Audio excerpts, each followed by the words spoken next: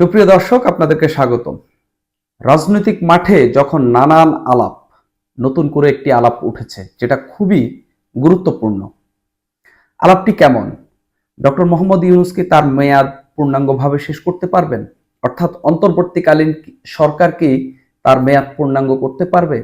এখন আপনারা প্রশ্ন করতে পারেন যে ডক্টর মোহাম্মদ ইউনূস বা এই অন্তর্বর্তীকালীন সরকারের মেয়াদ কতদিন? নিশ্চিতভাবে নতুন একটি সরকারের কাছে, নির্বাচিত সরকারের কাছে ক্ষমতা হস্তান্তর করার আগ পর্যন্ত, সেটা যে কোনো সময় হইতে পারে, 1 বছর পর হইতে পারে, 6 মাস পর হইতে পারে, 9 মাস পর হইতে পারে। কিন্তু এখন নতুন করে একটি আলাপ উঠেছে, তার আগেও বিদায় হয়ে যেতে পারে ডক্টর মোহাম্মদ ইউনূসের নেতৃত্বাধীন অন্তর্বর্তীকালীন সরকার, অথবা সরকারে বেশ কিছু পরিবর্তন আসতে পারে। এই আলাপটি আসলে এসেছে বড় একটি রাজনৈতিক দলের পক্ষ থেকে, বিএনপির পক্ষ থেকে। বিএনপির মহাসচিব মির্জা ফখরুল ইসলাম আলমগীর একটি একটি সাক্ষাৎকার দিয়েছেন বিবিসি বাংলাকে। সেখানে তাকে একটি প্রশ্ন করা হয়েছিল যে এই সরকারের মেয়াদ নিয়ে অনেক কথা হয়েছে এবং নির্বাচন পর্যন্ত তো এই সরকারের মেয়াদ থাকবে, এটাই সবার ধারণা। মির্জা ফখরুল ইসলাম আলমগীর এই প্রশ্নের জবাবেই আসলে সরকারকে একটা বড় ধরনের চ্যালেঞ্জ বলতে পারেন, বা একটা সফট গলায় একটা হুমকিও বলা যেতে পারে। তিনি বলেছেন, যদি সরকার পূর্ণ নিরপেক্ষতা পালন করে তাহলেই তারা নির্বাচন কন্ডাক্ট করতে পারবেন। অর্থাৎ সরকার যদি পূর্ণ নিরপেক্ষ থাকে, মানে সবার প্রতি সমান থাকে, তাহলেই তারা নির্বাচন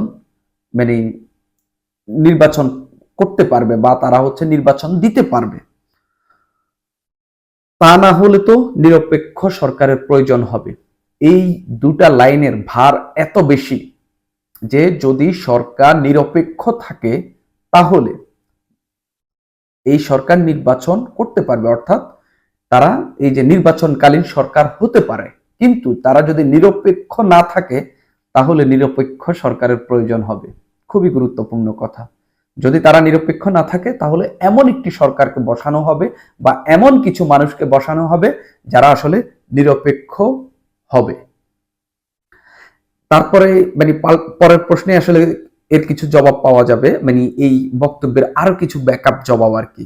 আপনার কি ধারণা যে এই সরকারের মধ্যে কোনো পরিবর্তন আসতে পারে? তিনি বললেন, মির্জা ফখরুল ইসলাম আলমগীর বললেন, নিরপেক্ষতার প্রশ্নে আসতে পারে। কেননা এখানে আমরা একটা জিনিস লক্ষ্য করছি যে আপনার ছাত্ররা তারা একটি রাজনৈতিক দল তৈরি করার চিন্তা করছেন। সেখানে যদি ছাত্রদের প্রতিনিধি এই সরকারে থাকে তাহলে তো নিরপেক্ষ থাকতে পারবে না, ওইটাই সম্ভাব্য কথা। কিন্তু যদি তারা মনে করে যে সরকারের থেকেই তারা নির্বাচন করবেন তাহলে তো রাজনৈতিক দলগুলো মেনে নেবে না। আমরা জানি এই অন্তর্বর্তীকালীন সরকারে 3জন উপদেষ্টা রয়েছেন। একজন মাহফুজ আলম, একজন নাহিদ ইসলাম, আর একজন আসিফ মাহমুদ সজীব ভুঁইয়া, যারা এই গণ অভ্যুত্থানে শেখ হাসিনা সরকারের পতনের আন্দোলনের নেতৃত্ব দানকারী গ্রুপ থেকে এসেছেন। যারা ছিলেন ছাত্র আন্দোলনের নেতৃত্ব দিয়েছেন, সেই হিসাবে তারা এই অন্তর্বর্তীকালীন সরকারে যুক্ত হয়েছেন। 24 জন, টোটাল 24 জন উপদেষ্টার মধ্যে একজন মারা গেছেন, বাকি এই 3জন এই সরকারের ছাত্রদের দিক থেকে আসা। আমরা জানি যে বৈষম্য বিরোধী ছাত্র আন্দোলন, নাগরিক কমিটি বিভিন্ন সময় তাদের নেতারা বিভিন্ন বক্তব্যে তারা বলছেন যে সরকারে আমাদের প্রতিনিধি রয়েছে। তারা কারা? আমরা নিশ্চয়ই জানি, মাহফুজ, নাহিদ, আসিফ। এই 3জন বৈষম্য বিরোধী ছাত্র আন্দোলন এবং নাগরিক কমিটির প্রতিনিধি। সেই জায়গা থেকে তারা এখন বৈষম্য বিরোধী ছাত্র আন্দোলন এবং নাগরিক কমিটি এক হয়ে একটা রাজনৈতিক দল নিয়ে আসছে। সেইখান থেকে তাদের প্রতিনিধি রয়েছে সরকারে, অন্য কোনো রাজনৈতিক দলের কিন্তু প্রতিনিধি সরকারের নাই। অর্থাৎ নতুন একটি রাজনৈতিক দল আসছে যাদের প্রতিনিধি রয়েছে সরকারে, সেখান থেকে এরা সরকারে বসে ওই দলটিকে সাপোর্ট করতে পারে, এবং তারা সরকারের থেকে তাদের প্রতিনিধি সরকারে রেখে তারা যদি নির্বাচনে যায়, সেই ক্ষেত্রে সরকারের এইসব কর্মকাণ্ড নিয়ে অবশ্যই প্রশ্ন উঠতেই পারে। সেই জায়গায় কথা বলেছেন মির্জা ফখরুল ইসলাম আলমগীর। সেই জায়গায় তিনি বলছেন যে যদি সরকার নিরপেক্ষ না থাকে, ওই নাগরিক কমিটি এবং বৈষম্য বিরোধী ছাত্র আন্দোলনের এক হয়ে যে রাজনৈতিক দল আসছে তাদের পক্ষে যদি সরকার কাজ করে বা এই 3 উপদেষ্টা কাজ করে, তাহলে কিন্তু রাজনৈতিক দলগুলো মেনে নেবে না, বিশেষ করে বিএনপি মেনে নেবে না। তিনি এটা স্পষ্ট করে বলতে চাচ্ছেন আর কি। সেই ক্ষেত্রে এই সরকার যদি বৈষম্য বিরোধী ছাত্র আন্দোলন এবং নাগরিক কমিটি অর্থাৎ অভ্যুত্থানের পক্ষের শক্তি যদি আগামী কিছু দিনের মধ্যে রাজনৈতিক দল নিয়ে আসে, সেই ক্ষেত্রে এই 3 উপদেষ্টার ক্ষেত্রে সরকারকে একটা সিদ্ধান্ত নিতে হতে পারে। নতুবা মির্জা ফখরুল ইসলাম আলমগীর যে আশঙ্কাটা করছেন বা যে কথাটা বলছেন সেটা কিছুটা নরম সুরের হুমকির মতো, সেটা এরকম এই সরকারকেও কিন্তু নির্বাচন কন্ডাক্ট করতে দেওয়া নাও হতে পারে।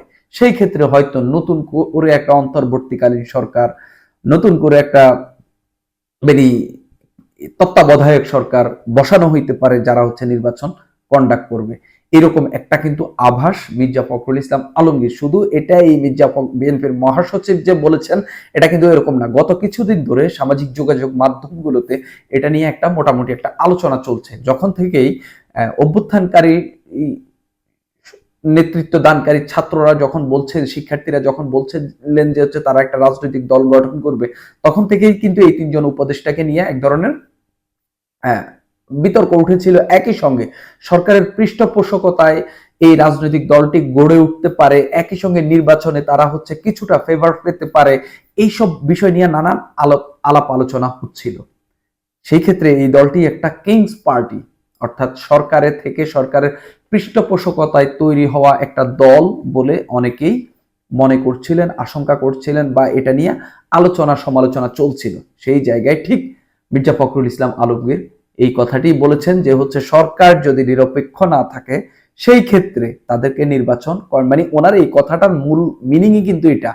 সরকার নিরপেক্ষ না থাকলে কিন্তু এখানে নিরপেক্ষ সরকার বসানোর প্রয়োজন হবে।